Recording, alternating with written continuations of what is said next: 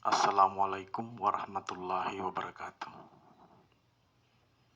Kehidupan kita ini bukan berakhir di dunia ini, tetapi kehidupan kita ini akan berlanjut sampai ke akhirat insya Allah.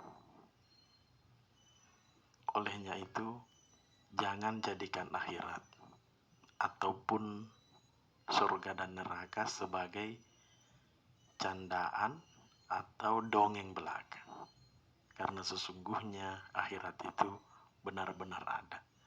Ini sebenarnya kalau kita melihat rukun iman itu, tentunya kita harus mengimani 6 rukun iman. Yang pertama, percaya atau beriman kepada Allah Subhanahu wa Ta'ala bahwa tiada Tuhan selain Allah.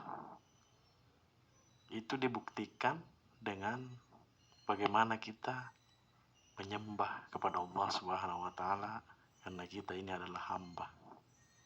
Yang kedua adalah beriman kepada malaikat.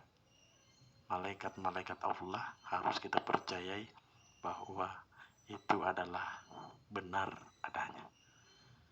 Yang pertama, malaikat Jibril, malaikat Mikail, malaikat Israfil, malaikat Israel, Munkar, Nakir, Rakib, Atid, kemudian Malik, Ridwan. Minimal 10 ini harus kita hafal nama malaikat, percaya dan beriman bahwa malaikat itu benar-benar ada. Jangan kita menganggap bahwa cerita akhirat, surga dan neraka itu adalah cerita dongeng untuk anak-anak. Sama sekali tidak. Apalagi kalau kita mau jadikan akhirat, surga dan neraka itu sebagai bahan candaan. Nauzubillah, summa nauzubillah min salik. Kemudian rukun iman yang ketiga adalah percaya kepada kitab-kitab Allah Subhanahu wa Ta'ala. Kitab Al-Quranul Karim dan diturunkan kepada baginda Nabi Rasulullah Muhammad sallallahu alaihi wasallam. Kemudian kitab Taurat diturunkan kepada Nabi Musa, kitab Zabur diturunkan kepada Nabi Daud, dan Injil diturunkan kepada Nabi Isa. Itu harus kita percayai. Percaya dan beriman kepada kitab-kitab Allah. Selanjutnya adalah percaya kepada atau beriman kepada Nabi dan Rasul. Minimal 25 Nabi dan Rasul itu harus kita tahu. Dan kita percaya dan kita beriman kepada Nabi dan Rasul itu.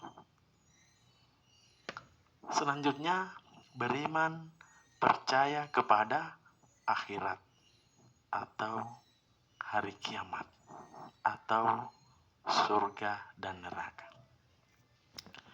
Seorang muslim harus beriman atau percaya kepada rukun iman. Salah satu rukun iman kita tidak percayai, itu berarti keimanan kita dipertanyakan. Rukun iman yang terakhir, yang keenam adalah percaya kepada takdir, qada dan qadar Allah Subhanahu wa Ta'ala. Itu kita harus percayai sebagai orang yang beriman. Salah satu kita tidak percayai, sekali lagi saya katakan, keimanan kita perlu dipertanyakan. Jangan sampai keimanan kita ini rapuh. Jangan sampai keimanan kita ini perlu kita tingkatkan lagi. Perlu kita perbaharui lagi. Karena rukun iman ini adalah merupakan pondasi dasar keimanan kita. Pada kesempatan ini saya ingin menjelaskan tentang surah Al-Lahab. Mudah-mudahan dengan surah Al-Lahab ini kita bisa mengerti bahwa betapa pedihnya siksa di neraka. Betapa pedihnya azab di neraka.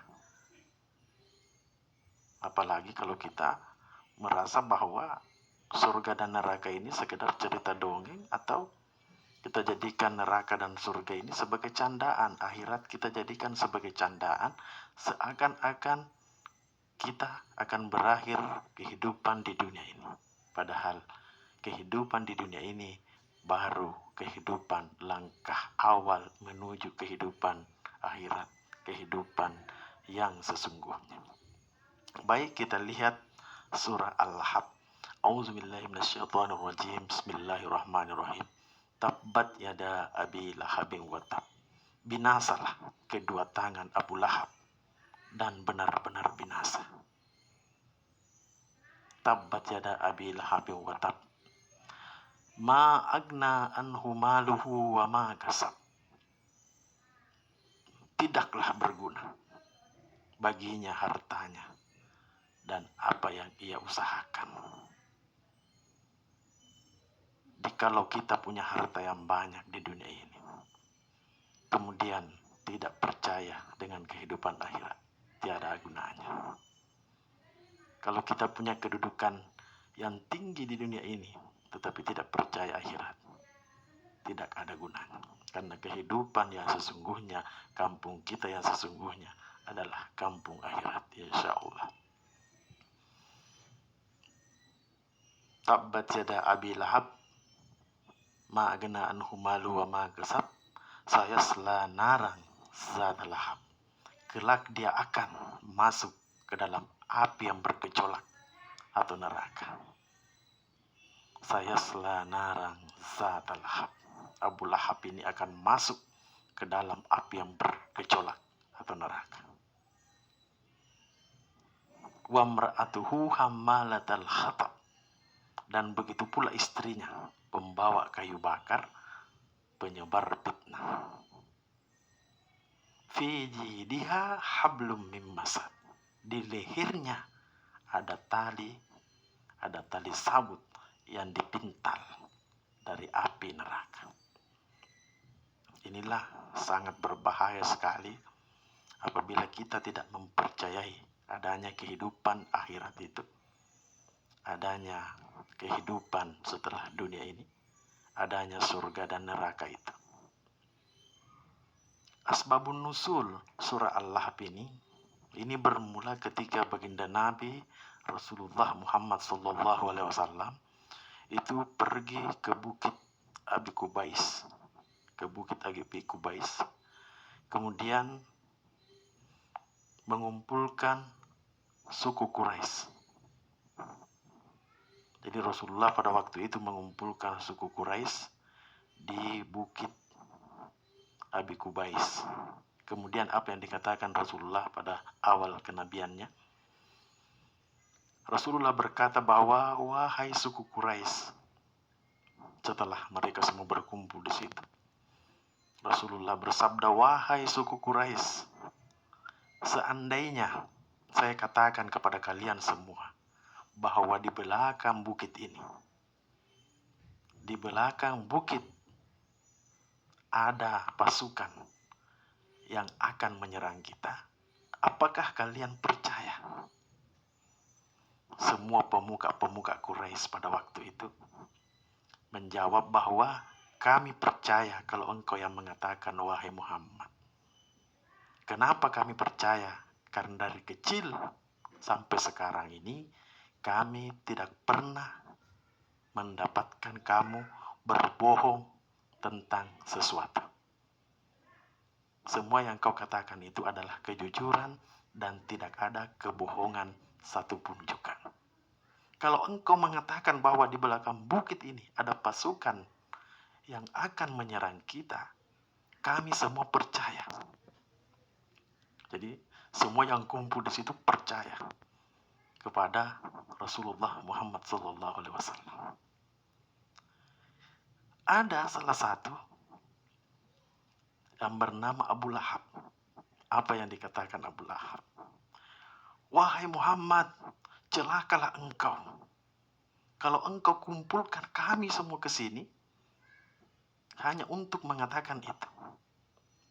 Kemudian Rasulullah mengatakan bahwa saya ini utusan Allah. Saya adalah nabi dan rasul yang diutus oleh Allah Subhanahu wa taala. Tambah marah lagi Abu Lahab. Wahai Muhammad, celaka betul engkau. Engkau kumpulkan kami semua di sini. Suku Quraisy kamu kumpulkan hanya untuk memberitahukan bahwa kamu nabi Allah. Kamu diutus oleh Allah. Sangat celakalah engkau.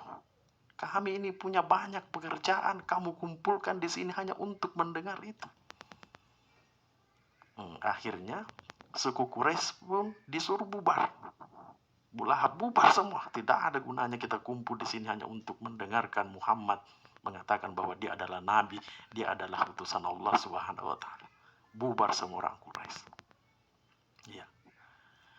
Sampai di rumahnya ini Abu Lahab dikatakanlah kepada istrinya, wahai istriku, kami ini betul-betul ini tidak ada kami bawa pulang ini kecuali omong kosong belaka. Istrinya mengatakan, apa itu? Kami baru saja ini dikumpulkan oleh Muhammad di bukit Abi Kubais ini hanya untuk mendengarkan bahwa Muhammad itu adalah nabi, Muhammad itu adalah utusan Allah. Apakah tidak ada pekerjaan lain yang bisa dilakukan oleh Muhammad selain mengumpulkan suku Quraisy, mengumpulkan kami semua, dan hanya menyampaikan bahwa dirinya adalah nabi? Betul-betul Muhammad itu mengada-ngada. Ini istrinya, istri Abu Lahab, mengatakan bahwa Muhammad yang kecil itu sekarang sudah berani juga mengatakan bahwa dirinya nabi, mengatakan bahwa dirinya utusan Allah. Padahal ia anak kemarin sore.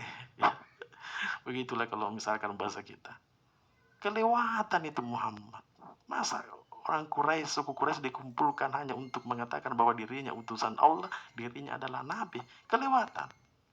Akhirnya karena istrinya juga ini tidak terima dengan perlakuan Rasulullah Muhammad SAW, akhirnya setiap jalanan yang dilewati oleh Rasulullah Muhammad SAW, istri Abu Lahab ini itu menyiapkan duri dari kayu-kayu bakar atau dari kayu, ranting kayu yang berduri, dikumpulkan semua duri-duri ke jalan-jalan yang akan dilewati oleh Rasulullah Muhammad SAW.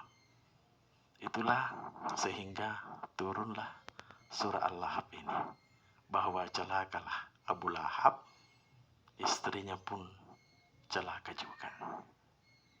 Inilah, jangan sampai karena perkataan kita, jangan sampai karena menginginkan sesuatu dan kita menjadikan neraka dan surga, apalagi akhirat, sebagai candaan belaka, menjadikan akhirat, surga, dan neraka sebagai gurauan dan dongeng belaka. Na'udzubillah, summa na'udzubillah. Itu yang harus kita sampaikan kepada semuanya, bahwa benar-benar hari akhirat itu jelas adanya. Dan kampung kita yang sebenarnya adalah kampung akhirat.